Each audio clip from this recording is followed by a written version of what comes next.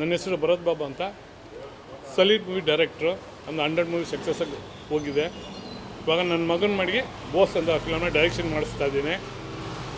Producer ಅವನೇ, director ಅವನೇ. ಅದಕ್ಕೆ ನಿಮ್ಮ ಎಲ್ಲರ ಆಸೆ ಇರಲಿ, ಅವನು ಸಕ್ಸಸ್ ಆಗಲಿ ಅಂತ ನಿಮ್ಮಲ್ಲಿ ನಿಮ್ಮ ಸಪೋರ್ಟ್ ಯಾವನೂ ಇರಲಿ ಅಂತ ಕೋರಿಕೆ ಆಗ್ಬಿಡ್ತೀವಿ. Thank you. ಎಲ್ಲೆಲ್ಲಿ ಮಾಡಬೇಕಂತ ಅಂದ್ಕೊಂಡಿದ್ದೀರಾ?